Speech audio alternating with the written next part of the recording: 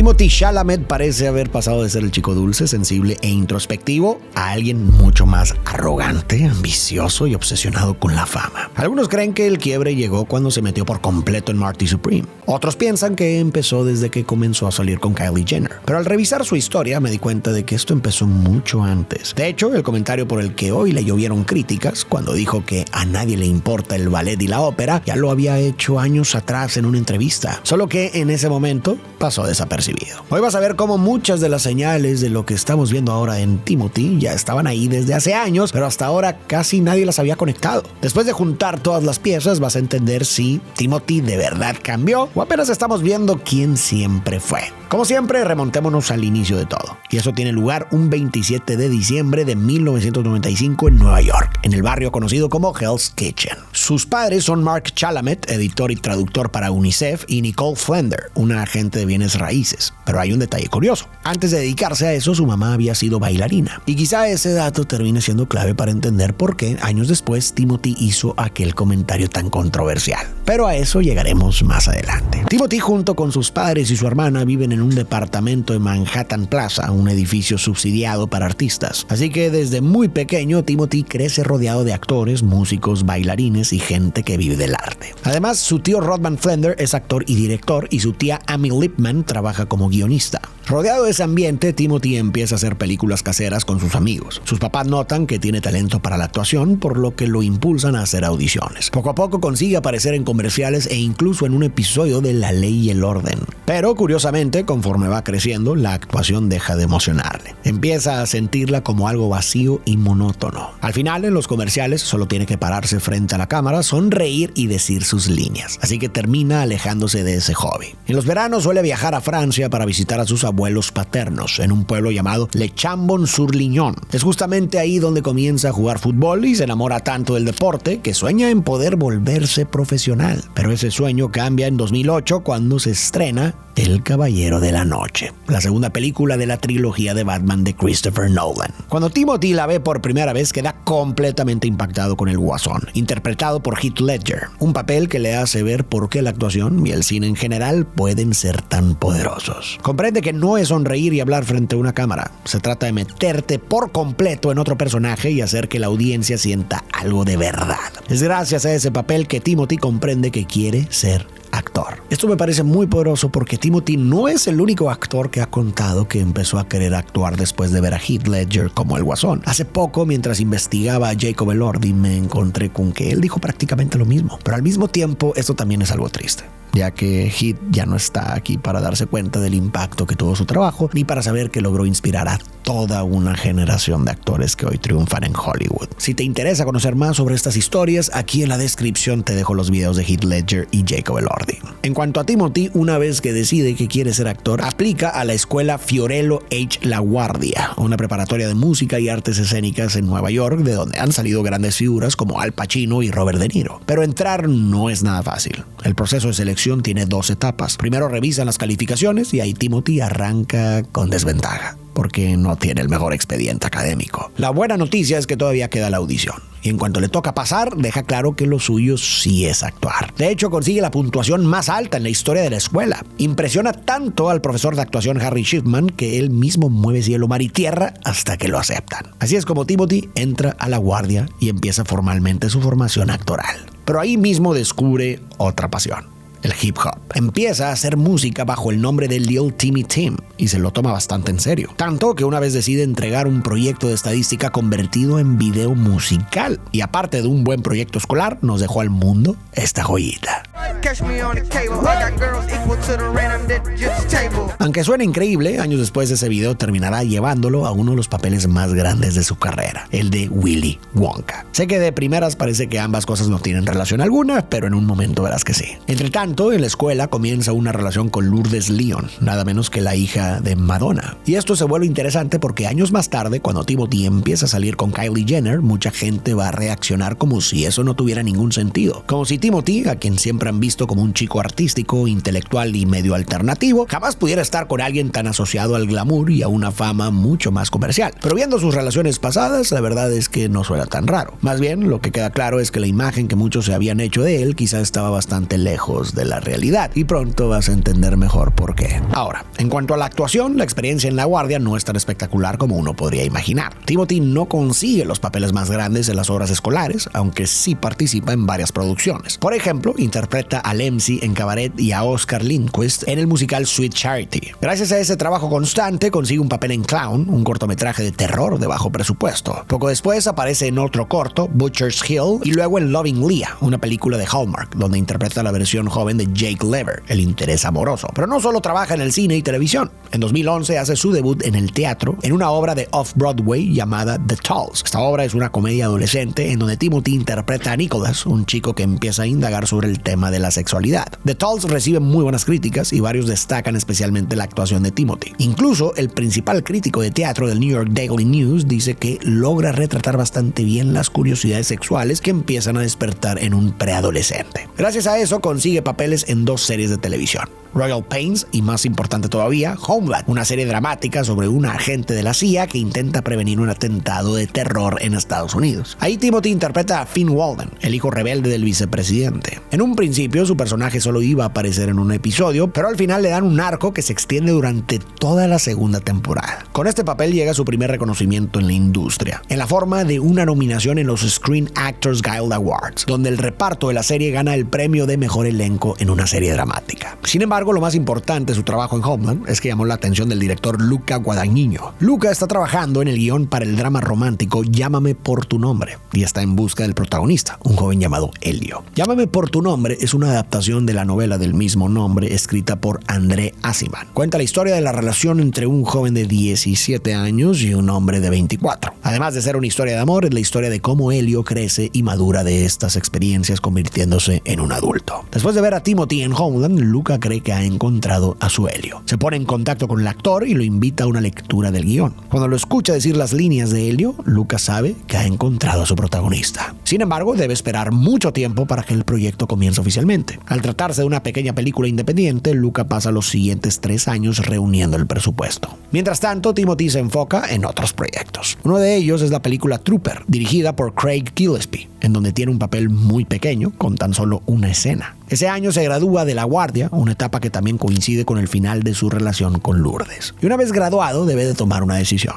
seguir actuando o ir a la universidad. Por lo pronto se enfoca en la actuación, pues tiene varios proyectos en marcha. El más importante es la película Hombres, Mujeres y Niños, donde también participa Adam Sandler. Timothy interpreta a Danny Vance, un jugador de fútbol americano. El papel es relativamente pequeño, pero la película es una producción más grande de lo que ha hecho hasta ahora. No obstante, cuando se estrena la película, no tiene una buena recepción, ni por el público ni la crítica. A pesar de esto, Timothy no se detiene, pues ese mismo año aparece en la película Worst Friends. Desafortunadamente, a esta película le va igual de mal, o incluso peor que a la anterior. A pesar de la mala racha, Timothy tiene un golpe de suerte. Christopher Nolan, el director de El Caballero de la Noche, la película que lo empujó a querer ser actor, está trabajando en algo nuevo, una película llamada Interestelar. Timothy audiciona para el papel de Tom, el hijo del protagonista Joseph Cooper, interpretado por Matthew McConaughey. Para su sorpresa y felicidad, le dan el papel. Está súper emocionado de poder trabajar con Nolan, pero también está muy nervioso. Admira muchísimo a McConaughey, que justo acaba de ganar el Oscar a Mejor Actor, así que se siente muy intimidado en el set. Al principio ni siquiera puede hablar con él, pero al final logra dar una actuación de la que se siente muy orgulloso. Y después de cumplir en una película de Christopher Nolan, Timothy empieza a pensar que su futuro en la industria ya está encaminado. Por eso decide que no quiere ir a la universidad y que prefiere enfocarse por completo en su carrera como actor. Sin embargo, ni su mamá ni su agente están de acuerdo. Los dos sienten que todavía es demasiado pronto, que sigue siendo muy joven y que aún ni siquiera ha conseguido un papel protagónico. Timothy se da cuenta de que quizás tenga razón. Entonces entra a la Universidad de Columbia, a la carrera de Antropología Cultural. Pero poco después se transfiere a la Universidad de Nueva York, la llamada Gallatin School of Individualized Study, con un modelo de estudio que le permite ir a clases solo cuando tiene tiempo libre entre películas. En 2014 por fin se estrena Interestelar, pero no resulta ser lo que Timothy esperaba. Él pensaba que esa película iba a ser su gran momento, sobre todo porque recordaba haber rodado varias escenas muy buenas. Sin embargo, cuando la ve por primera vez, se da cuenta de que muchas de ellas han sido cortadas. Por ejemplo, en la escena de Interestelar, en la que Cooper finalmente ve los mensajes que le mandaron sus hijos después de años, se suponía que iba a ser el momento de brillar de Timothy. Pero en el corte final, Nolan decidió enfocarse casi por completo en la reacción de Cooper. La voz de Timothy sí se escucha, pero en pantalla literalmente solo aparece este segundo. Timothy queda muy decepcionado. Aún así entiende la decisión creativa de Nolan. De hecho, Interestelar termina convirtiéndose en una de sus películas favoritas, tanto que va a verla al cine 12 veces. Pero después de Interestelar se enfrenta a una realidad mucho menos glamorosa. Le falta dinero y la necesidad de conseguir trabajo. Así que empieza a mandar audiciones a todo lo que encuentra y básicamente se la pasa haciendo castings todos los días. Entre las películas para las que audiciona están Maze Runner y Divergente, dos franquicias de acción comercial, justo el tipo de cine que a él le fascina desde que vio El Caballero de la Noche. El problema es que siempre recibe la misma respuesta. Está demasiado delgado. Lo rechazan tantas veces por eso que su propio agente termina hartándose y le dice que ya no va a seguir enviándolo a ese tipo de proyectos. En cambio, le recomienda buscar películas más independientes, más artísticas y menos comerciales. Pero, sorprendentemente, según cuenta Rolling Stone, Timothy no se lo toma nada bien. Para él, ese cambio se siente como bajar de nivel, casi como conformarse con una versión menor de la carrera que realmente quería. Años después, el propio Timothy explicaría que sentía que estaba tocando una puerta que no se abría y que la alternativa que le proponían en ese momento le parecía más humilde y menos emocionante. Por eso, antes de ceder, sigue insistiendo en el cine comercial. Continúa aceptando papeles pequeños en películas como Love the Coopers y The Adderall Diaries, pero cuando finalmente ve que su carrera no despega por ahí, acepta, aunque con cierta frustración, empezar a audicionar para proyectos independientes. El primer papel que consigue en esa etapa es en One and Two, una película de fantasía y suspenso. Ahí interpreta a Zack, un adolescente con poderes sobrenaturales. Y ahora sí, por primera vez, él es el protagonista. La película se estrena en el Festival de Cine Independiente de Berlín y aunque recibe reseñas mixtas de los críticos, no paran de elogiar la actuación de Timothy. Poco después aparece en Miss Stevens, donde interpreta a Billy Midman, un estudiante que siempre se mete en problemas. Es un personaje mucho más excéntrico y emocional, así que le da espacio para mostrar mucho más rango como actor. Sin embargo, la película pasa casi desapercibida y recauda apenas $4,611. Con eso, el sueño de Timothy de convertirse en una estrella de cine parece complicarse cada vez más. Por eso decide regresar al teatro y unirse a la producción de El hijo pródigo del Manhattan Theatre Club. La obra es autobiográfica, escrita y dirigida por el aclamado dramaturgo John Patrick Shanley. Timothy tiene la oportunidad de interpretar a Jim Quinn, el protagonista, un joven inadaptado y muy intenso que asiste a un prestigioso internado. La obra es muy bien recibida por el público. Por su parte, la actuación de Timothy es espectacular y le consigue su primer premio, el premio Lucille Lortel al mejor actor en una obra. Esta es la primera vez que la prensa llama a Timothy una estrella en ascenso. Pero lo más importante de este proyecto son las puertas que le abre en la industria. El hijo pródigo comparte productor con otro proyecto independiente que apenas está tomando forma, una película llamada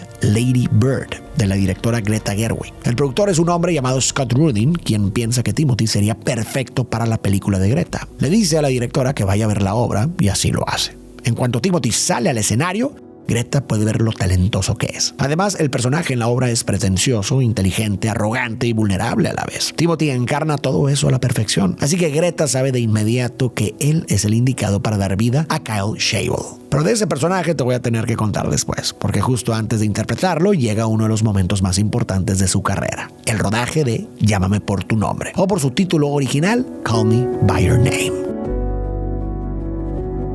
Como te decía, la película cuenta la historia de Elio, un joven que vive en Italia y que durante el verano de 1983 empieza a enamorarse de Oliver, un estudiante de maestría que se queda a vivir con su familia. El problema es que todo eso toma a Elio completamente por sorpresa. Apenas está descubriendo quién es y jamás se imaginó enamorarse de otro hombre. Encima le toca vivirlo en los años 80, cuando una relación así todavía estaba rodeada de muchísimo estigma. A partir de ahí, Timothy tiene que construir una actuación llena de emociones encontradas. Por ejemplo, cuando Oliver llega a la casa de los Perlman, Elio no puede evitar voltearlo a ver. Hay una atracción inmediata, pero él mismo no entiende qué está sintiendo. Confundido, lo trata con cierta frialdad, como marcando distancia. Y aún así, con solo la mirada, Timothy logra transmitir todo. El deseo, la curiosidad y también el conflicto interno de sentirse atraído por alguien que no esperaba. También está la escena de la fiesta. Tanto Elio como Oliver asisten, pero no bailan juntos. En cambio, la cámara se queda con Elio sentado a un lado de la pista, observando a Oliver desde lejos. Poco a poco, su expresión cambia. Su mirada se vuelve más intensa, más seria, mezclando deseo con cierta incomodidad. Pero definitivamente una de las escenas más recordadas es la del durazno.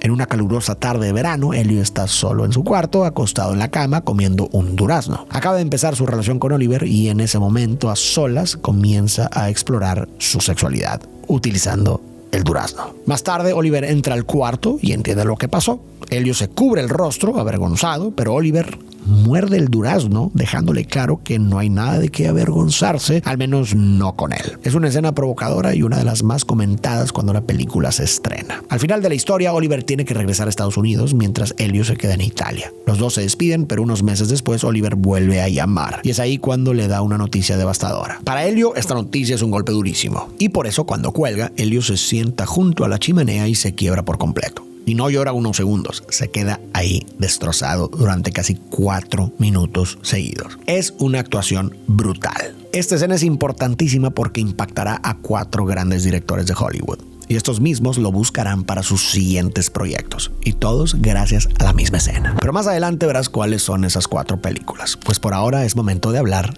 de Lady Bird. Un par de meses después llega el momento de grabar Lady Bird, donde Timothy interpreta a Kyle, el interés amoroso de la protagonista. Kyle es el clásico adolescente pretencioso. Toca el bajo en una banda, fuma y se la pasa leyendo libros de filosofía y política. Desde el principio, la química entre Timothy y Sawyers, la protagonista, es inmediata. Trabajan muy bien juntos y la directora Greta Gerwig queda encantada con ambos, por lo que ahí empieza una relación artística y laboral entre los 3 que más adelante volverá a aparecer. La experiencia divertida y relajada en el set de Lady Bird le permite descansar después del desgaste emocional de Llámame por tu nombre. Después de un tiempo, la película Llámame por tu nombre se estrena en Sundance, uno de los festivales de cine independiente más importantes del mundo, donde recibe una ovación enorme por parte de los críticos. Y sin duda, Timothy se convierte en la gran estrella de la cinta. Por ejemplo, The Guardian dice que su actuación es sobresaliente, sobre todo en los momentos más tristes, especialmente, claro, en la escena final. Por su parte, The Hollywood Reporter destaca que Timothy logra transmitir toda la vida interior de Elliot sin necesidad de grandes discursos ni monólogos. Lo hace solo con la mirada, los silencios y una actuación completamente natural y real. Y el reconocimiento no se queda ahí. Medios como The New York Times incluso lo meten en sus listas de las mejores actuaciones del año. Impulsado por todos esos elogios, Timothy pasa a su siguiente proyecto, que quizás es todavía más retador. Se trata de una historia basada en la vida de Nick Sheff, un joven atrapado en una fuerte adicción a las metanfetaminas, y lleva por nombre Beautiful Boy. Desde el principio, Timothy se siente intimidado porque sabe que retratar una adicción en pantalla exige mucho cuidado. No quiere caer en clichés, sino hacerlo de una manera honesta y respetuosa. Para prepararse, se somete a una dieta estricta con la que pierde cerca de 9 kilos. Llega a verse tan frágil que Steve Carell, quien interpreta a su padre, David, se preocupa por él. Pero Timothy está decidido. Quiere que su apariencia refleje de verdad el desgaste físico que provoca la adicción. Y aún así, ese esfuerzo físico no es lo más difícil del papel. Lo más pesado termina siendo la carga emocional. Para empezar, está la presión de interpretar a una persona real. Timothy quiere hacerle justicia a su historia y le preocupa defraudar al verdadero Nick. Además, el mundo emocional de la película es muy oscuro. Le cuesta trabajo sacudirse la tristeza del personaje al final de cada día de rodaje. Afortunadamente, no tiene que cargar con todo eso solo. Cuenta con el apoyo de Steve Carell, quien, gracias a su talento natural para la comedia, logra hacerlo reír entre tomas, algo que Timothy realmente necesita. Después de 2 meses, el rodaje termina. Y entonces llega el momento de su siguiente película. Un día lluvioso en Nueva York, la nueva cinta de Woody Allen, un director que desde hace años arrastra una imagen muy polémica. En esta película, Timothy interpreta a Gatsby Wells, un universitario adinerado que se ve atrapado en varios enredos amorosos. Durante la producción, todo parece marchar con normalidad.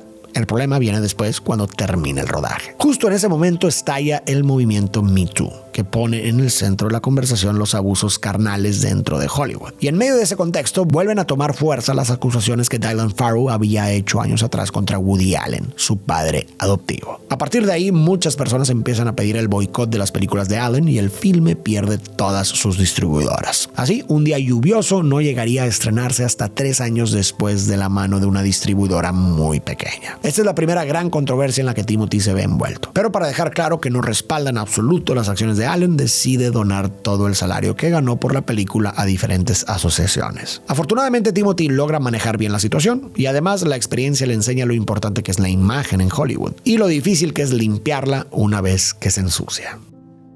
Así llega el momento del estreno de la película de Greta Gerwig, Lady Bird, que recibe una calificación perfecta en Rotten Tomatoes, algo muy difícil de lograr. De hecho, al día de hoy mantiene una calificación de 99%. Por su parte, la crítica queda encantada con la autenticidad del guión y la vulnerabilidad de las actuaciones y termina consolidándose como una pequeña joya del cine independiente. Y aquí hay una ironía interesante. Si recuerdas, al principio Timothy quería entrar al cine más comercial y hasta rechazaba la idea de hacer películas independientes. Solo empieza a meterse en ese mundo porque no se le abren muchas puertas en otro lado. Sin embargo, después de Lady Bird, el público empieza a formarse una imagen de Timothy como un joven medio bohemio, artístico e intelectual, basándose en la suposición de que él siempre se inclinó por hacer cine independiente. Al mismo tiempo, esta imagen se refuerza con el personaje de Kyle, que tiene justo esa vibra de chico alternativo y filosófico. Esa percepción del público se vuelve aún más fuerte con el estreno internacional de Llámame por tu nombre. Tal como ya había ocurrido en festivales, la película fascina, pero especialmente Timothy. Su interpretación de Helio conecta profundamente, sobre todo con una nueva ola de fans que empiezan a verlo casi como una extensión del personaje. Como Helio es sensible, intelectual y de energía suave, muchos asumen que Timothy también es así en la vida real, asociándolo con la imagen del soft boy.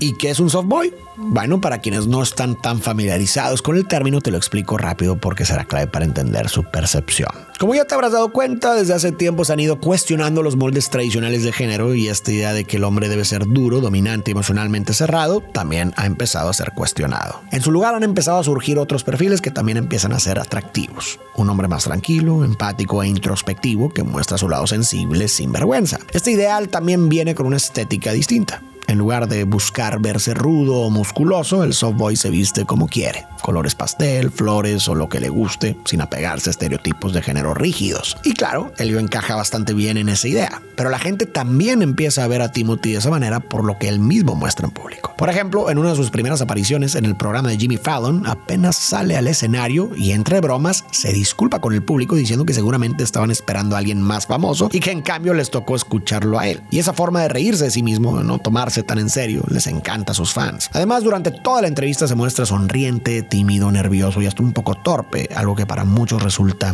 adorable. A eso se suman otros momentos que se vuelven virales, como cuando en un panel de prensa se cae de su silla y se levanta riendo, o cuando en el Festival Internacional de Cine de Santa Bárbara le entrega un premio a Saoirse Ronan. Primero se inclina casi por completo ante ella, como si fuera un caballero frente a una reina, y luego todavía hace una mini reverencia más antes de seguir caminando por el escenario medio bailando. Con gestos así proyecta tanto su espontaneidad como el respeto y la admiración que siente por las mujeres con las que trabaja. Y esa imagen se refuerza todavía más con su forma de vestir, atuendos con toques rosas y trajes con estampados florales. Por todo eso, para muchas chicas termina convirtiéndose en el epítome del soft boy. En medio de esto, Timothy se convierte en uno de los jóvenes actores más reconocidos en la industria. Recibe nominaciones en los Globos de Oro, los BAFTAs y hasta en los Oscars. Este es un momento histórico, pues es el tercer actor más joven en ser nominado en la categoría de mejor actor. Sin embargo, en esta se enfrenta a algunos de los actores más condecorados de la industria: Gary Oldman, Daniel Day-Lewis y Denzel Washington. Al final, Gary Oldman se queda con el Oscar y por ahora Timothy parece tomárselo bastante bien. Incluso se le ve genuinamente feliz de estar nominado junto a actores a los que admira. Pero esa calma no va a durar para siempre. Con el paso de los años y conforme empieza a acumular más nominaciones sin ganar, perder el Oscar va a dejar de ser algo que se tome a la ligera. Pero ya llegaremos a eso. Poco después aparece el primero de 4 directores que, tras ver la escena final de Llámame por tu nombre, sabe que quiere trabajar con Timothy: David Mitchell. En ese momento está escribiendo junto a Joel Edgerton una película inspirada en las obras de Shakespeare sobre Enrique V, y ambos tienen claro que él debe ser el protagonista. La noticia es enorme. El proyecto está producido por Netflix, lo que lo convierte en su primer protagónico comercial de gran alcance. Una vez aceptado el papel, comienza la preparación. Timothy se hace un corte de tazón que al inicio detesta, pero pronto se da cuenta de cuánto le ayuda a entrar en personaje. También trabaja con un coach para lograr un acento británico natural y acorde a la época. Y después comienza el rodaje. Una experiencia que será de las más demandantes en toda su carrera. El rodaje empieza en Inglaterra, en donde graban en locaciones históricas como la Catedral de Lincoln. Después se trasladan a Hungría, en donde ruedan las secuencias de las batallas. Las escenas de pelea son las más difíciles de grabar. El director manda llenar el campo para crear un lodo espeso. No quiere que la batalla se vea como una secuencia súper coreografiada. Más bien busca resaltar la brutalidad de la pelea y lo logra con la presencia del lodo. Hasta parece que los soldados se podrían ahogar en él. Además del lodo, los actores llevan puestas armaduras que pesan cerca de 20 kilos. Si caen al suelo, literalmente no pueden volver a levantarse. A pesar del reto, Timothy hace un papel excepcional en estas escenas. Durante el rodaje, Timothy conoce a Lily Rose Depp, quien interpreta a Catherine. Su química traspasa la pantalla y pronto comienzan a salir, convirtiéndose rápidamente en la pareja favorita de internet. A ojos del público encajan perfecto, ambos con ascendencia francesa y una imagen bohemia elegante y ligada al mundo del arte. ¿Y de dónde sale esa idea? En el caso de Timothy viene sobre todo de los proyectos independientes en los que ha participado y de toda la imagen de soft boy que se ha construido a su alrededor. Pero recordemos que varias de esas decisiones no necesariamente nacieron de una gran ambición artística de su parte. Con Lily pasa algo parecido. Al ser hija de nada menos que Johnny Depp, mucha gente da por hecho que ella también hereda esa misma aura artística y sofisticada que el público asocia con su padre. Así, poco a poco, el público empieza a unir piezas y a construir una idea de quiénes son ellos. El problema es que muchas de esas conclusiones no parten de un conocimiento real, sino de pequeños indicios, imágenes y asociaciones que no necesariamente cuentan toda la verdad. Mientras tanto, finalmente llega el estreno de Beautiful Boy, Siempre serás mi hijo, que es muy bien recibida por la crítica, pero es un fracaso en taquilla. Con un presupuesto de 25 millones, logra recaudar solamente 16.5. Aún así, gracias a este trabajo, Timothy consigue nominaciones como Mejor Actor de Reparto en los Globos de Oro, los BAFTA, los premios del Sindicato de Actores y los Critics' Choice. Poco después se suma un proyecto completamente diferente, la nueva adaptación de Mujercitas, la novela de Louisa May Alcott, dirigida por Greta Gerwig. Ahí se reencuentra con Greta y también con Sawyers, quien interpreta a Joe March, la protagonista. Timothy, por su parte, da vida a Laurie, el joven adinerado que se vuelve muy cercano a la familia March y termina enamorándose de Joe. Y justo una de las cosas más importantes de la historia es la relación entre Joe y Laurie. Obviamente, la química que ya existe entre Timothy y Sawyers ayuda muchísimo, pero Greta quiere llevar esa conexión todavía más lejos, así que también la construye desde el vestuario. Su idea es que Joe y Laurie se sientan como dos mitades de una misma alma, casi como gemelos. Por eso hace que se presten ropa entre ellos, bufandas, chalecos y otras prendas. Con esos pequeños detalles, la película deja claro lo unidos que están. Entonces llega el momento de grabar la que es quizás la escena más recordada de la película, cuando Laurie le propone matrimonio a Joe, pero ella lo rechaza. Es un día frío y con mucho viento en Massachusetts, lo que le da a la escena un sentimiento de desesperación. Gracias a la química entre los dos actores, la escena sale en unas cuantas tomas. Cuando terminan de grabar, Timothy no tiene tiempo para descansar, puesto que el aclamado director Wes Anderson lo llama para un nuevo proyecto, The French Dispatch. Esta película cuenta 3 historias que ocurren simultáneamente en el despacho francés de un periódico de Kansas, y Timothy da vida a Sefirelli B, un estudiante revolucionario. Lo interesante es que Wes Anderson escribió el personaje pensando específicamente en él, después de quedar fascinado con su actuación en Llámame por tu nombre. Así se convierte en el segundo director que, tras ver esa película, decide ofrecerle un papel. El rodaje se lleva a cabo en la ciudad francesa de Angoulême, donde Wes Anderson implementa la misma regla que en todas sus películas. El elenco debe vivir en un solo lugar y los actores deben cenar juntos todas las noches. Para esto, Wes renta un hotel entero en donde se queda un elenco lleno de estrellas. Cada noche, Timothy se sienta al lado de actores de renombre como Bill Murray, Benicio del Toro, Tilda Swinton y muchos más. En cuanto al rodaje en sí, Timothy encuentra un poco difícil adaptarse al estilo de Wes. En sus proyectos pasados, con Luca y Greta Gerwig, los directores le daban mucha libertad para moverse e improvisar. Lo más importante era capturar las emociones de su personaje. Sin embargo, con Wes es otra historia. Su estilo cinematográfico es muy preciso. Cada toma debe ser perfecta y los actores deben moverse exactamente como el director les indica. Timothy debe ignorar sus instintos y adoptar este nuevo estilo de actuación. El rodaje termina, pero una vez más Timothy no tiene tiempo ni para respirar. Debe prepararse para su siguiente proyecto, que no es cualquier película. Es una dirección de Denis Villeneuve, que terminará llevando a nuestro buen Tim al siguiente nivel. Estamos hablando de Dune. La historia de cómo consiguió este papel es un poco peculiar. Timothy llevaba años siendo fan de Denis, director de películas como Blade Runner 2049 y Arrival. Quería trabajar con él, así que había configurado alertas de Google para enterarse de cualquier noticia relacionada con el director. Un día le llegó una notificación. Dennis estaba trabajando en una nueva adaptación de Dune, la saga de ciencia ficción de Frank Herbert. Al enterarse, Timothy se propuso hacer lo que fuera necesario para conseguir el protagónico de Paul Atreides. El primer paso, claro, fue leer los libros. A partir de ahí se obsesionó con la novela y empezó a estudiar a fondo el mundo de Dune, sus personajes y los temas que aborda. Y todo eso lo hizo sin siquiera haber cruzado una palabra con Dennis. Finalmente se conocieron en persona en los Hollywood Film Awards a finales de 2017. Aunque Timothy quería preguntarle sobre Dune, decidió que lo mejor era mantener la calma. Lo que él no sabía era que Dennis ya lo tenía en la mira desde antes. Cuando vio Llámame por tu nombre, quedó muy impresionado con la actuación del joven, que a la vez se veía como un chico común y como alguien que escondía un alma vieja. Por eso, cuando llegó el momento de elegir al actor que encabezaría esta nueva saga de ciencia ficción, Dennis se mantuvo firme frente al estudio. Él quería que Timothy fuera su Paul Atreides. Así se convirtió en el tercer director en ofrecerle un papel tras verlo actuar como Helio. Poco después, Dennis lo llamó a una reunión y ahí mismo le ofreció el papel.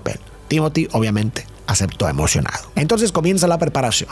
Una parte fundamental es aprender combate cuerpo a cuerpo. Para eso trabaja con Roger Yuan, un reconocido coordinador de acrobacias, quien le enseña técnicas basadas en el Kali, un arte marcial filipino enfocado en un combate rápido y letal con armas cortas. Otra parte importante consiste en dominar un idioma que ni siquiera existe. En el universo de Dune, el pueblo Fremen habla una lengua ficticia llamada Chakopsa. Un grupo de lingüistas desarrolla las reglas de este idioma y Timothy tiene la tarea de aprenderse sus líneas y decirlas con la naturalidad de alguien que lo ha hablado toda su vida. Pero todavía le falta una cosa más por dominar: la voz. En la historia, la voz es una habilidad que permite controlar la voluntad de otra persona. Y para lograr ese efecto, Timothy tiene que desarrollar una forma de hablar mucho más grave y gutural. Pasa muchísimo tiempo perfeccionándola y practica respiración diafragmática para conseguir ese tono tan particular. Ahora sí, está listo para partir al desierto de Jordania, en donde se llevará a cabo el rodaje. El set de Dune es muy diferente a lo que Timothy estaba acostumbrado. Esta es una megaproducción de Hollywood y él está más acostumbrado a películas independientes con un presupuesto moderado. Ahora tiene la responsabilidad de liderar la siguiente saga de ciencia ficción más importante de Hollywood. Aunque está emocionado, la verdad es que esto lo intimida bastante. Desde el día 1 es un rodaje intenso, pero afortunadamente Timothy encuentra dos aliados en el set: Jason Momoa y Josh Brolin. Jason lo trata básicamente como un hermano menor. Lo invita a su tráiler a tocar el bajo y escuchar música rock. Además, abraza seguido a Timothy para quitarle los nervios y darle un poco de su energía, la cual en verdad necesita. Por su parte, Josh adopta el rol de un mentor, aconsejándolo en las escenas de combate, las cuales son un reto para Timothy. Sin embargo, no son la parte más difícil del rodaje. Este momento llega después, cuando se trasladan a los desiertos de Wadi Rum y Abu Dhabi. Aquí graban las escenas en Arrakis, el planeta desértico y difícil de navegar. Si te fijas bien, en estas escenas Paul lleva puesto un destiltraje, que es un traje especial para sobrevivir en el desierto. Este vestuario es pesado, muy grueso y se adhiere a la piel como una segunda piel. Es, en otras palabras, muy incómodo. En el desierto las temperaturas alcanzan los 48 grados centígrados. Soportar este calor con los trajes es como tortura. Encima de esto deben correr por las dunas a toda velocidad. Timothy termina exhausto, pero esto le ayuda a hacer un mejor papel, ya que no tiene que fingir el cansancio y lo abrumado que está su personaje en estas escenas. La emoción es real. Finalmente, el rodaje termina en julio y Timothy se despide de Paul Atreides, al menos por ahora, porque esta es la primera parte de la trilogía que Dennis tiene planeada. El 1 de noviembre de 2019 se estrena El Rey, con la que Timothy demuestra que tiene lo necesario para liderar un drama histórico. Sin embargo, aunque la película es bien recibida por el público, la crítica no está muy feliz con la cinta. En especial reciben críticas de los puristas de Shakespeare, quienes están enojados por los errores históricos. Pero a pesar de las críticas negativas, muchos están de acuerdo con una cosa: Timothy hace un gran papel como Enrique V. Sorprende a todos con sus escenas de acción, algo que nunca antes lo habíamos visto hacer. Unos meses después llega finalmente el estreno de Mujercitas. Se vuelve una favorita del público, en especial con las jóvenes, quienes se ven reflejadas en cada una de las hermanas March. Mujercitas es un éxito en taquilla, recaudando más de $218 millones a nivel mundial. Por su parte, Timothy vuelve a quedar como el galán de la película y como uno de los papeles que más enamoran a sus fans. Y además, al verlo en una adaptación de época basada en un clásico de la literatura, esa imagen suya de chico artístico e intelectual se hace todavía más fuerte. Más aún por la forma en que se presenta durante la gira de prensa. Por ejemplo, en una entrevista con Adam Tanswell, Timothy comparte algunos de sus libros favoritos. Menciona clásicos como 1984 de George Orwell y Crimen y Castigo de Dostoyevsky. También la gente se enamora del look de Timothy en la sesión de fotos para la portada de la revista The Entertainment Weekly, en donde aparece junto a Saoirse Ronan. Para la ocasión, el actor viste con ropa femenina y hasta usa maquillaje. El resultado es un look andrógino y atrevido que vuelve locas a sus fans. Pero este nuevo estilo más femenino no se queda solo en la sesión de fotos. También lo lleva a las premiers de sus siguientes proyectos. Sabemos que Timothy siempre ha sido alguien a quien le gusta jugar con la moda, pero ahora lo lleva al siguiente nivel. Por ejemplo, en esos globos de oro lleva un arnés cubierto de lentejuelas negras.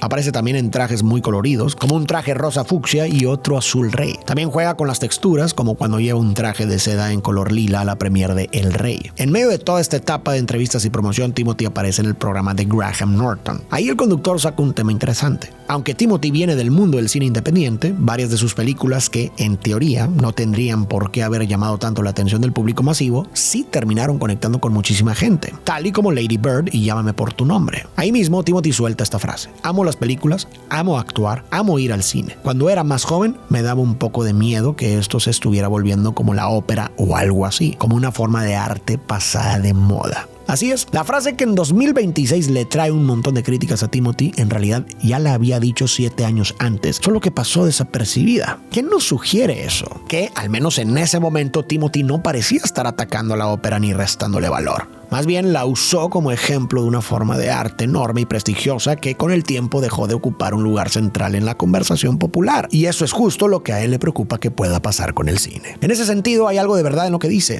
La ópera sigue siendo una expresión artística valiosísima, pero ya no forma parte del entretenimiento cotidiano de la mayoría de la gente. Además, esta frase revela otra cosa importante sobre Timothy, que para él la relevancia cultural pesa mucho. Evidentemente le importa hacer proyectos bien vistos por la crítica, pero también quiere películas que conecten con el público y tengan impacto a gran escala. Regresando a su vida amorosa, en abril de 2020, Timothy revela en una entrevista con la revista Vogue que está soltero, pues su relación con Lily Rose Depp ha llegado a su fin. Pero parece que Timothy no tarda en encontrar el amor de nuevo, pues vive un romance de verano en Cabo San Lucas con la actriz mexicana Eiza González. Cuando salen las fotos de los paparazzi donde se les ve besándose junto a la piscina, el internet pierde la cabeza. A muchos les cuesta encajar esta relación con la imagen que tienen de Timothy. Lo ven como alguien sensible e intelectual y les resulta extraño verlo con alguien a quien en ese momento perciben desde un lugar muy diferente. Aunque, otra vez, la idea que tienen de Eiza también nace más de una percepción pública que de una realidad completa. Así, aunque suene irónico, el público terminó molestándose cuando la realidad contradijo la historia que habían armado sobre ambos. Pero en lugar de cuestionar esa historia, empezaron a decir que es Timothy quien cambió. Poco después sale una noticia que decepciona a muchos de sus fans. Durante años había estado en desarrollo una secuela de Llámame por tu nombre, con la idea de seguir la historia de Elio y Oliver a lo largo de distintas etapas de sus vidas. Sin embargo, en 2021 esos planes se frenan por completo. ¿El problema? Una fuerte controversia alrededor de Armie Hammer, el actor que interpretó a Oliver. Se filtran conversaciones entre él y varias mujeres en las que aparecen indicios de manipulación, abuso físico y conducta sexual inapropiada. Pero lo que más llama la atención del público son varios mensajes en los que Armie habla del canibalismo, aparentemente como parte de una fijación sexual. El escándalo termina destruyendo su carrera y de paso también arrastra con él la secuela de Llámame por tu nombre. Aún así, Timothy sí vuelve a trabajar con el director Luca, solo que esta vez es en otro proyecto. Y de forma bastante irónica, esa historia también gira alrededor del canibalismo. Se llama Hasta los huesos. En esta, Timothy interpreta a uno de los personajes principales, pero también ocupa un nuevo rol. Es uno de los productores de la película. Nunca antes había ocupado este puesto, pero afortunadamente Luca lo guía en este proceso. Hasta los huesos es una historia de amor perturbadora. Cuenta la historia de Maren y Lee, dos jóvenes caníbales que se enamoran durante un viaje por carretera a lo largo de Estados Unidos a finales de los 80. Por todo esto hay mucha sangre en el set, que se crea usando una mezcla de jarabe de maíz, chocolate oscuro y cerezas. El resultado es un líquido espeso y muy real. El problema es que este líquido dulce atrae a todo tipo de insectos. Timothy y su coestrella Taylor, quien interpreta a Maren, están cubiertos de pies a cabeza en esta mezcla. Cada vez que Luca grita corte, el equipo debe correr hacia ellos para ahuyentar a los insectos. El rodaje termina en julio y unos meses después por fin se estrena Dune. El problema es que sale en plena pandemia, cuando las salas de cine todavía no terminan de recuperarse. Por eso Warner Brothers toma una decisión arriesgada: lanzarla al mismo tiempo en streaming. En teoría, eso podía jugarle en contra. Si la gente tenía la opción de verla desde su casa, había menos razones para salir al cine. Pero pasa lo contrario. Dune recauda más de $402 millones en todo el mundo. Con ese resultado, el estudio no tarda en dar luz verde a la secuela. Además del éxito en taquilla, la película también conquista la crítica. Recibe 10 nominaciones al Oscar y gana 6, entre ellas mejor fotografía, mejor diseño de producción, mejores efectos visuales, mejor sonido, mejor edición y mejor banda sonora. Para Timothy, esto marca un punto importante. con Dune demuestra que puede cargar sobre sus hombros una franquicia de este tamaño. Y también marca el inicio de su separación con el cine independiente para acercarse cada vez más a lo que siempre había querido: producciones grandes pensadas para el público masivo. Justo en medio de todo esto, Timothy recibe una llamada de Paul King, el director de Paddington, quien en ese momento está preparando una nueva película musical sobre Willy Wonka. Paul lleva tiempo buscando al actor indicado para interpretar al famoso chocolatero. En medio de esa búsqueda se encuentra con videos de Timothy en La Guardia, especialmente aquel donde rapea bajo el nombre de Lil Timmy Tim. Gracias a este se da cuenta que Timothy puede actuar, cantar, bailar y además tiene una energía excéntrica pero encantadora. Justo lo que hace falta para un personaje como Willy Wonka. Sin embargo, cuando le ofrecen el papel, Timothy duda en aceptarlo. Willy Wonka ya ha sido interpretado por Gene Wilder y Johnny Depp, por lo que sabe que las comparaciones serán inevitables. Y hay un detalle curioso. Depp, además, es el papá de su exnovia Lily Rose, pero eso no es lo único que lo hace dudar. A Timothy también le preocupa lo distinto que es este personaje frente a todo lo que ha hecho hasta ese momento. Su nombre está mucho más ligado al cine independiente, a los dramas y a proyectos con una sensibilidad más artística. Willy Wonka queda fuera de todo eso. Por eso ve esta oportunidad como la decisión más arriesgada de su carrera. No obstante, cuando lee el guión se da cuenta de que esta película no es un remake de Charlie y la fábrica de chocolates. Es una precuela centrada en la vida del chocolatero, por lo que acepta el desafío.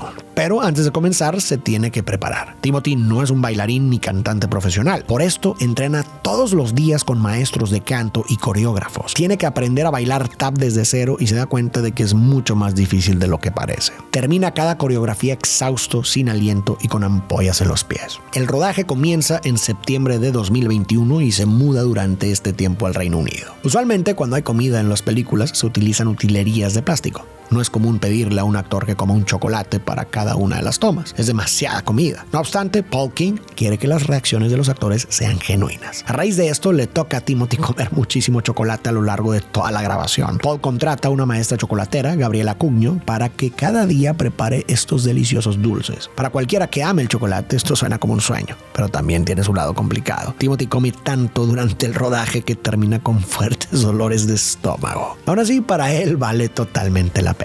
Cuando termina el rodaje, Timothy tiene unos meses para descansar, pero poco después comienza la filmación de la segunda parte de Dune. El rodaje se lleva a cabo en Budapest, Italia, Jordania y los desiertos de Abu Dhabi, así que pasa los siguientes 6 meses viajando de un lado a otro. Esta vez la escala de la película es todavía mayor que la anterior. Todo el proyecto se graba con cámaras IMAX, es decir, equipos enormes capaces de capturar hasta el más mínimo detalle en las expresiones de los actores. Timothy se siente incluso más intimidado que la vez pasada, pero está listo para asumir el reto. Esta vez el entrenamiento físico es todavía más pesado. Debe ganar masa muscular para reflejar el cambio que su personaje está atravesando. Además, las escenas de combate son todavía más demandantes que para la primera película. Hace todo lo posible para estar en la mejor forma para la grabación. Pero lo que más le intimida es la secuencia en donde Paul Atreides monta su primer gusano de arena. Esta es una de las escenas más complejas del cine moderno. De hecho, el director Denis Villeneuve construye un equipo especial al que bautizan como el Worm Unit, con el que pasan meses filmando solo las escenas en donde Paul monta el gusano. Para esta secuencia, Timothy se sube a una enorme estructura en movimiento, mientras ventiladores le arrojan arena por todos lados a una velocidad extraordinaria. Para evitar caer, necesita muchísima fuerza en los brazos para sostenerse de unos ganchos y así no ser arrojado al suelo. Encima de todo, graban en el desierto, en donde las temperaturas llegan a los 50 grados. Es como un infierno. Levantan carpas con aire acondicionado solo para que los actores no se desmayen con golpes de calor. El rayo de luz en este rodaje es su amistad con Zendaya. En esta película comparten muchas más escenas y no paran de reír entre tomas. Esta química natural es esencial para crear el romance entre sus personajes, Paul y Chani. Además, en el set se reencuentra con una vieja amiga, Florence Pugh, con quien ya había trabajado en Mujercitas y que ahora interpreta a Irulan. Mientras Timothy se encuentra grabando Dune parte 2, se estrena su película Hasta los Huesos. Al ser una película que trata de temas tan arriesgados como el canibalismo, era de esperarse que dividiera a la audiencia. Aunque en los festivales de cine recibe elogios de la crítica, el público no sabe cómo sentirse sobre esta película de terror romántica. Muchas personas asisten al cine con la promesa de una película de amor protagonizada por Timothy, solo para salir de la sala horrorizadas. Al final, la película solo logra recaudar $15 millones con un presupuesto de 20 millones, por lo que se considera un fracaso en taquilla. A pesar de esto, con los años se ha convertido en una cinta de culto, amada por los fans del terror. Unos meses después, algo sucede en la vida personal de Timothy que sacude el mundo de sus fans. En enero, durante la Semana de la Moda de París, el actor asiste al desfile de Jean-Paul Gaultier. Ahí coincide con Kylie Jenner. En videos podemos verlos platicando y riendo juntos. Lo que nadie sabe es que después de ese desfile empiezan a salir. Es solo hasta septiembre que la pareja hace su debut público. Asisten juntos al Renaissance Tour de Beyoncé, en donde fans los graban abrazándose, besándose y bailando. Unos días después del concierto van juntos al US Open, con lo que confirman oficialmente su relación. Los fans del actor no entienden cómo funciona su relación con Kylie. En su mente, Timothy es un chico intelectual, introspectivo y artístico, y Kylie es todo lo contrario. Sus fans bromean en redes sociales diciendo que no se imaginan que ambos puedan tener temas de conversación en común. A partir de este punto, Timothy atraviesa una transformación en su estilo personal que mucha gente atribuye a la influencia de Kylie. Más adelante te contaré más sobre este cambio, ya que justo en este momento se estrena Wonka. La crítica elogia la habilidad de Timothy para imbuir a Whitney de una calidez y ternura que encaja a la perfección con el mundo que crea Paul King. Por su parte, a la audiencia general le fascina la película. Recauda más de $630 millones, lo que la hace una de las cintas más taquilleras del año. El riesgo que Timothy tomó al aceptar este papel rinde frutos. Es nominado a un Globo de Oro en la categoría de Mejor Actor, pero no gana el premio. Unos meses después llega su siguiente gran estreno, Dune Parte 2. Esta es una de las películas más esperadas del año y supera todas las expectativas de los fans y de los críticos. La llaman una de las mejores secuelas en la historia del cine y hasta la comparan con el impacto cultural de franquicias como La Guerra de las Galaxias y El Señor de los Anillos. En cuanto a Timothy, solo tienen cosas buenas que decir. Elogian su madurez actoral al representar la caída de su personaje de héroe a un líder político malvado. El monólogo que da al final de la película es considerada una de sus mejores actuaciones. Dune Parte 2 se convierte en uno de los mayores éxitos en taquilla de ese año, amasando un total de $771 millones a nivel global. Así es como Timothy protagoniza dos de las películas más taquilleras de los últimos años, en un lapso de 8 meses. Así que la prensa lo nombra el rey de la taquilla. Pero, a pesar de la excelente recepción, Dune Parte 2 es básicamente ignorada en la temporada de premios. Mientras tanto, por fin llega el momento de arrancar con su siguiente gran proyecto, la película sobre la vida de Bob Dylan, un completo desconocido. Y otra vez, todo se remonta a Llámame por tu nombre. Después de ver su actuación como Helio, el director James Mangold queda convencido de que Timothy es el actor indicado para el papel. Así, se convierte en el cuarto director en quedar fascinado con esa interpretación. Aunque la verdad es que en ese momento Timothy no es especialmente fan de Bob Dylan. Aún así, hay algo en el proyecto que le hace sentir que está frente a una oportunidad única. Así que acepta de inmediato. Y desde ese momento decide entregarse por completo al papel. Como quiere hacerle justicia a Dylan, rechaza la idea de hacer playback y pasa meses aprendiendo guitarra, canto y armónica. Además, algo interesante es que durante todo este rodaje, Timothy adopta una versión de El Método. Mantiene su distancia al resto del elenco y en las hojas de rodaje es llamado como Bob Dylan, no Timothée Chalamet. De esta manera se mantiene inmerso en el personaje. Aún así, en cuanto termina de rodar, tiene que sacudirse rápido ese papel porque ya lo espera otra película, una producción de Josh Safdie llamada Marty Supreme. Lo interesante es que este nuevo capítulo no comenzó ahí, sino varios años antes, cuando Timothy apenas daba sus primeros pasos en Hollywood. Desde ese momento, la energía del joven actor cautivó a Josh Safdie, que dice que parecía salirse de su propia piel. Vieron en él a alguien lleno de energía, ambición y seguridad en sí mismo, tanto que desde entonces lo bautizó mentalmente como Timmy Supreme. Poco tiempo después, la esposa de Josh le compró la autobiografía del jugador de ping pong y estafador Marty Raisman, llamada The Money Player. Cuando la leyó, Safdie recordó la energía de Timothy.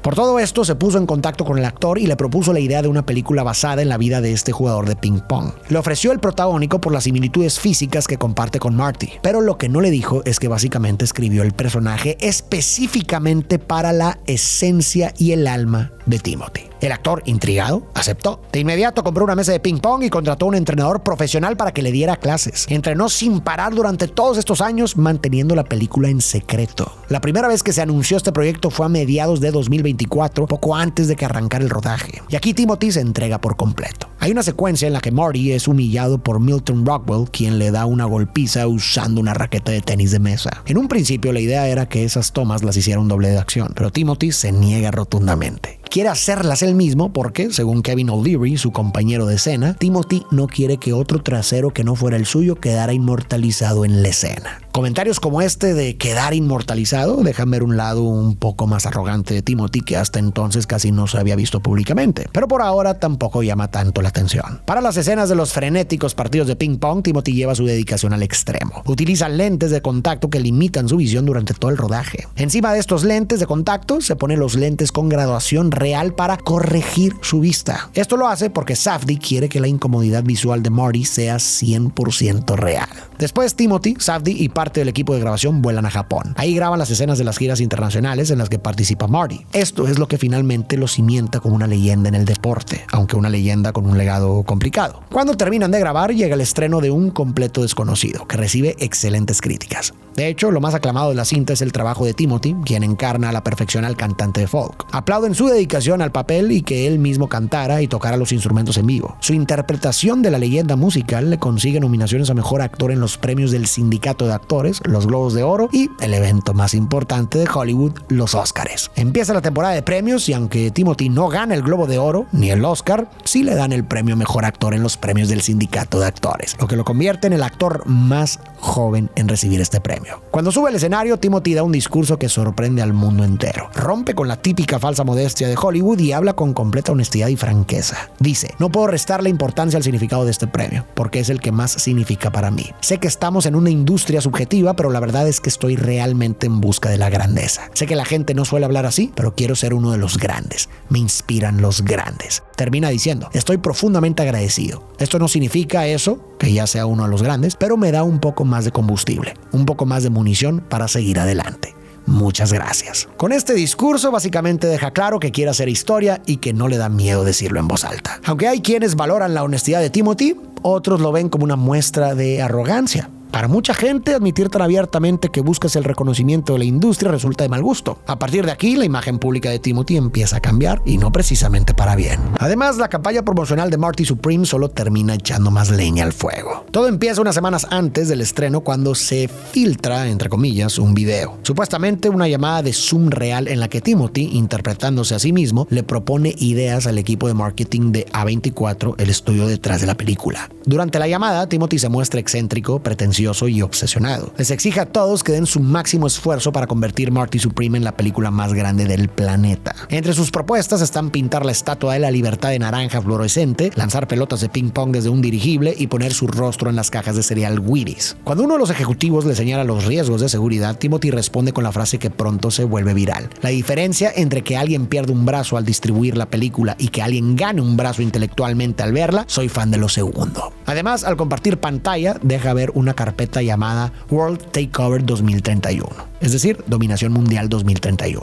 La reunión cierra con una imagen todavía más extraña. Timothy obliga a los ejecutivos a hacer una meditación guiada mientras él los observa en silencio. El público no sabe muy bien qué hacer con todo esto. Al principio, muchos dudan si la llamada es real o no, pero incluso cuando se entiende que forma parte de una estrategia publicitaria, queda la sensación de que la línea entre Marty Supreme y la figura pública de Timothée Chalamet empieza a volverse cada vez más borrosa. Pero este es solo el comienzo de la gira promocional. A24 efectivamente manda poner la cara de su personaje, Marty Mauser, en una edición especial de las cajas de Wheaties. Además, Timothy aparece de sorpresa en varias proyecciones de Marty Supreme, escoltado por guardaespaldas que llevan enormes pelotas de ping pong cubriendo sus cabezas. Asimismo, durante esta gira promocional hay una entrevista que hace enojar a mucha gente porque se percibe a Timothy bastante arrogante. Todo empieza cuando la entrevistadora le pregunta con qué se queda de este papel y él responde: la seguridad, la confianza y eso de que a veces hay que decir las cosas como son sin andar con rodeos. Estoy a punto de cumplir 30 y quiero poder ver mis entrevistas cuando tenga 60 y pensar. La verdad es que sí decía lo que pensaba, que no tenía miedo de decir la verdad. Hasta ahí el comentario ya llama la atención, pero luego va más lejos,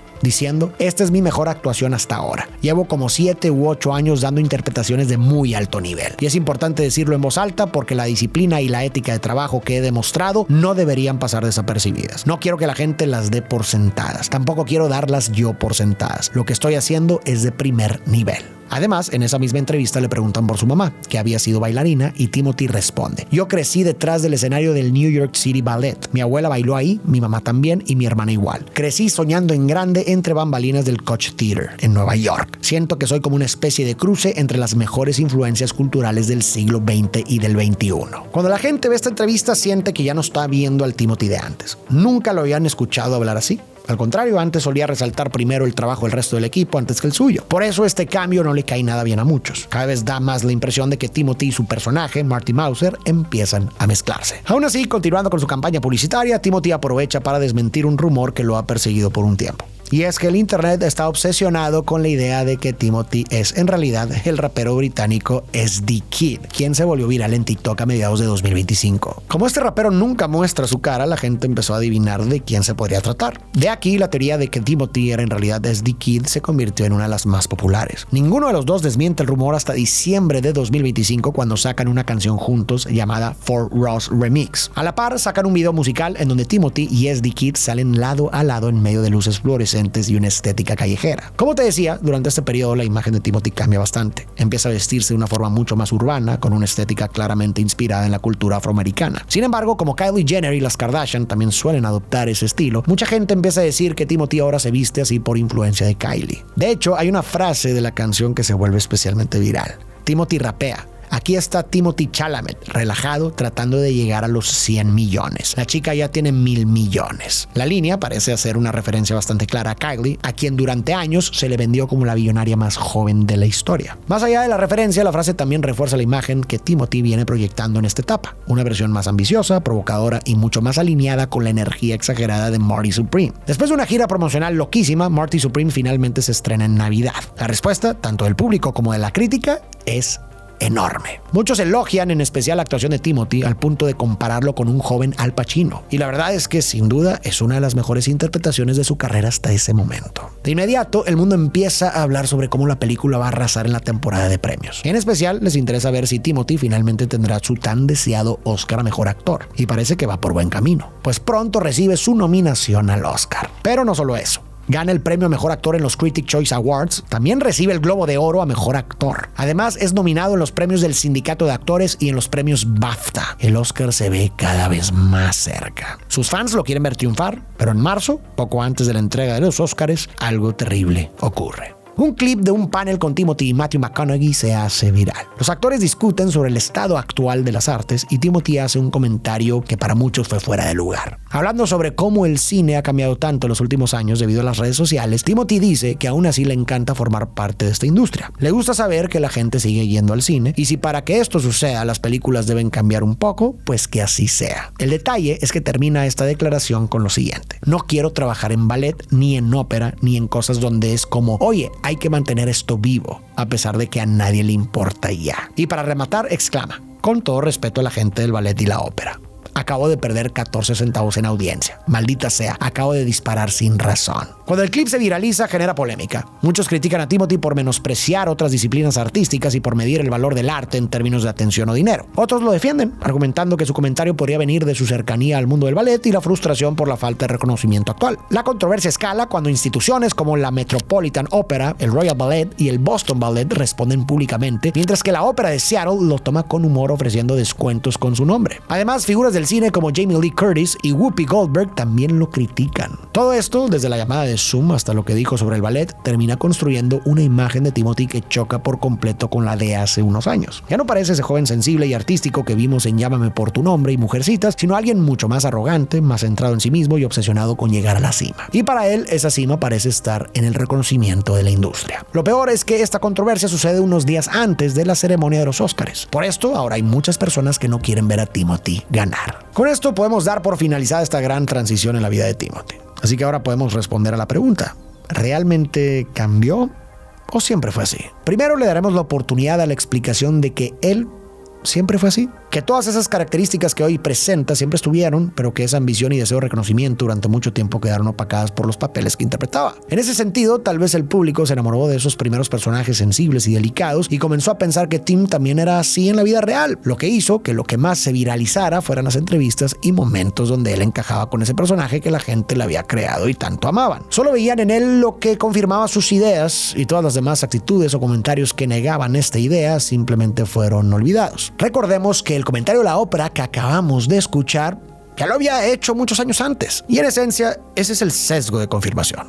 Vamos a encontrar las evidencias que confirmen lo que creemos, ver las cosas desde ese lente y descartar cualquier cosa que niegue nuestra creencia. Y lo que pasó después ya se los conté. El público comenzó a contrastar con nuevas decisiones, nuevas relaciones o nuevas actitudes y se les cayó del pedestal irreal en el cual lo tenía. Pero quizás no fue que él cambiara, sino que más bien nosotros empezamos a ver una versión más completa de quién es. Y bueno, otra posibilidad es que también haya cambiado un poco, pero como cambia cualquier persona con el tiempo, y eso es normal, y está bien. Crecer también implica redefinir lo que quieres, como el tipo de proyectos que eliges, la imagen que decides proyectar o el lugar que quieres ocupar dentro de una industria. Y si hoy Timothy se muestra más ambicioso, más seguro o más enfocado en el impacto que quiere generar, eso no necesariamente significa que estés siendo menos auténtico. Tal vez simplemente está en otra etapa de su vida. Y en cuanto a si se ha vuelto soberbio y engreído, eso lo discutiremos en unos minutos. El 15 de marzo comienza la noche más esperada de Hollywood. Timothy asiste acompañado de su novia Kylie Jenner. Están listos para ver qué le depara en esta velada. Finalmente anuncian los nominados a la categoría de Mejor Actor. Timothée Chalamet por Marty Supreme, Michael B. Jordan por Sinners, Leonardo DiCaprio por Una batalla tras otra, Ethan Hawke por Luna Azul y Wagner Moura por El agente secreto. El presentador abre el sobre y anuncia al ganador: Michael B. Jordan.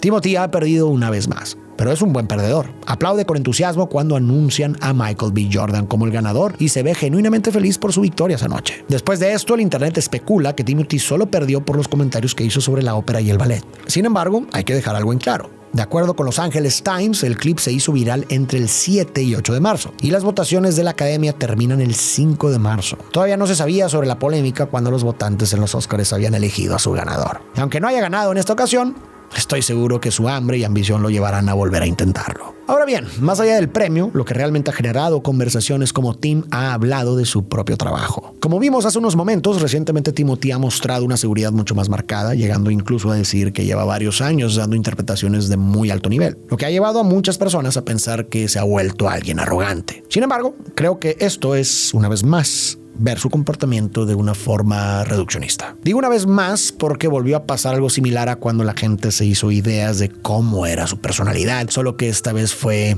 al revés. Si antes lo encasillaron en el perfil de un chico tierno y dulce, ahora lo hicieron en alguien arrogante y egocéntrico. Y una vez cambiada esta narrativa, sus palabras perdieron complejidad y la gente volvió a encasillarlo en la nueva idea que tenían de él. Entiendo que si vemos estos comentarios desde este lente, podría sentirse como alguien engreído. No obstante, si lo vemos con la complejidad que implica tratar de entender a un otro, las cosas cambian. Creo que la humildad no implica ignorar tus virtudes ni fingir que no existen. Más bien, creo que tiene que ver con mantener una relación equilibrada con ellas. O sea, no vivir obsesionado con tus méritos, no depender constantemente de la validación externa y no asumir que esos logros te colocan por encima de los demás. Así que si se ve de esa forma, reconocer el propio talento no es necesariamente arrogancia. Lo malo sería si ese reconocimiento se transforma en una sensación de superioridad o en la idea de que uno merece un trato diferente por lo que ha logrado. Yo creo que el chico tiene mucho talento y los comentarios que ha hecho pues no dejan de tener algo de verdad. Y bueno, también entra en juego la perspectiva de quien escucha sus palabras. Para los que ya lo encasillaron puede sonar como exceso de ego, para otros puede ser simplemente alguien que expresa con mayor claridad la confianza que tiene en su propio trabajo. Y creo que algo similar ocurrió con sus comentarios sobre la ópera y el ballet. La verdad es que a mí me pareció un poco desproporcionado todo el revuelo que se armó por ese comentario, y más porque es un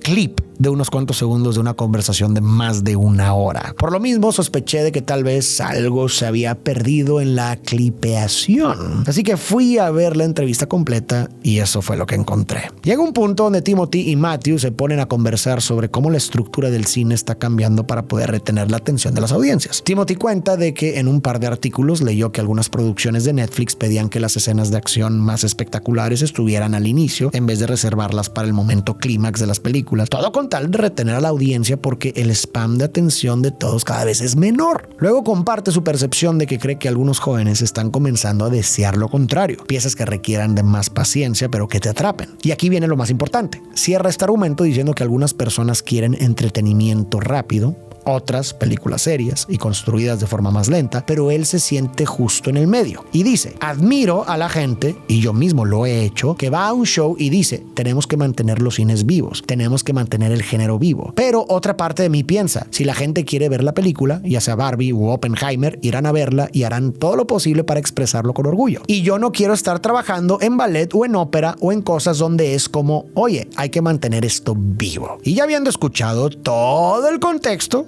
pues las cosas cambian un poco, ¿no crees? Sí, no podemos negar que son comentarios cargados de humor ácido tal vez, pero lo hizo para expresar un punto de vista. Venía una conversación donde estaban comparando dos formas de hacer cine que hoy están chocando entre sí. Él se posiciona en medio de estas dos formas y después expresa su preocupación. Por un lado, no quiere hacer contenido superficial solo para retener la atención, pero por el otro, tampoco quiere terminar en un tipo de arte que necesita ser constantemente defendido para seguir existiendo. Y como ejemplo menciona la ópera y el ballet. No es un ataque de a gratis y ya, es una forma de ejemplificar hacia dónde podría ir el cine si se vuelve demasiado de nicho o demasiado dependiente de esa narrativa de hay que mantener esto vivo. Es decir, lo que está insinuando es, si el cine serio se desconecta demasiado del público, corre el riesgo de convertirse en algo que solo sobrevive por prestigio cultural, pero no porque la gente realmente quiera verlo de forma masiva. Y si nos vamos a los números, tanto la ópera como el ballet han perdido relevancia masiva si los comparamos con hace décadas. Por ejemplo, datos del National Endowment for the Arts muestran que en Estados Unidos la asistencia a ópera cayó de alrededor del 3.2% de la población adulta en 1982 a cerca del 1% en años recientes. Algo similar ocurre con el ballet, que también ha visto una reducción en participación a lo largo del tiempo. También es cierto que muchas de estas instituciones no se sostienen únicamente con la venta de boletos. En países como Estados Unidos y gran parte de Europa, la ópera depende en buena medida de subsidios públicos, donaciones privadas y patrocinios. Por ejemplo, informes financieros de compañías como la Metropolitan Opera muestran que una parte significativa de sus ingresos proviene de contribuciones filantrópicas y no solo de taquilla. De hecho, solo el 33% de sus ingresos son por venta de boletos y financiación del propio negocio. Así que sí,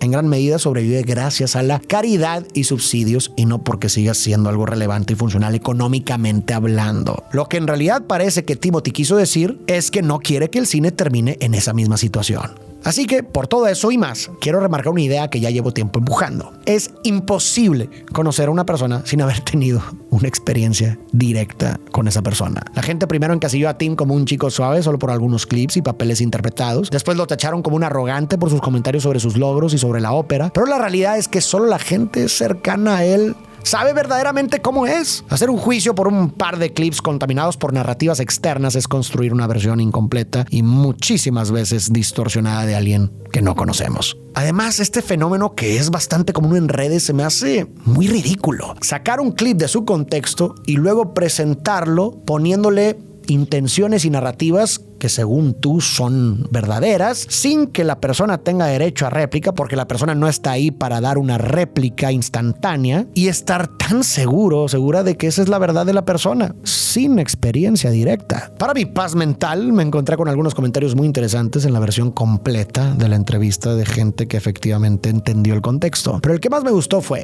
el de una persona que puso un link al minuto exacto de la frase por la que lo funaron. Pero la primera respuesta fue la que me devolvió la fe en la humanidad. En la respuesta, otra persona corrige a la primera, volviendo a poner una marca de tiempo, pero desde que esa conversación comienza a girar hacia ese tema, es decir, con todo el contexto. Y agrega todos ustedes necesitan aprender a leer la imagen completa. Y la verdad es que hoy en día me parece que esto es urgente, que aprendamos a leer la imagen completa, a desprendernos de vez en cuando de esta perspectiva infantil de blanco o negro y entender que muchas veces las cosas, la realidad y las personas son más complejas de lo que nuestra percepción puede lograr capturar.